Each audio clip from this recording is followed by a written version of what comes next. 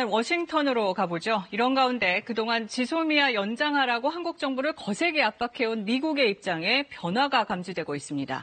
지소미아는 안보 문제인데 한국이 이걸 일본의 경제보복 문제와 결부시켰다. 그러지 말라고 압박을 해왔었죠.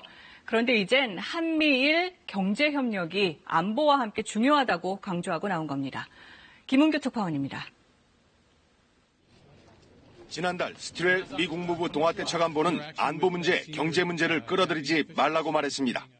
경제 문제가 안보 문제에 들어와선 안 된다며 안보는 안보 문제일 뿐이라고 했습니다. 일본의 경제 보복을 문제 삼아 지소미아 한일 군사정보 보호협정을 종료하겠다는 한국을 겨냥한 겁니다.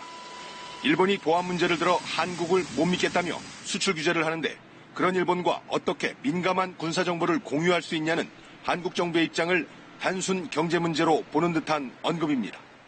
일본 역시 한국 정부를 상대로 안보 문제, 경제 문제를 끌어들이지 말라고 줄기차게 주장해왔습니다. 일본과 미국의 입장이 같아 보이는 대목입니다. 그리고 한국의 지소미아 조건부 연장 결정이 나오자 미국이 환영 입장을 냈는데 여기서도 국방과 안보 문제는 한일 관계 다른 영역과 분리돼야 한다고 했습니다.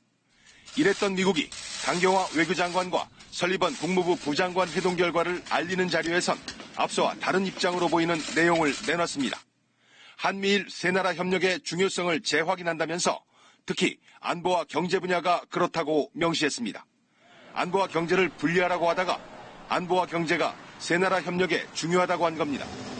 지소미아를 특정하지 않았지만 포괄적 의미인 만큼 관련되지 않을 수 없습니다.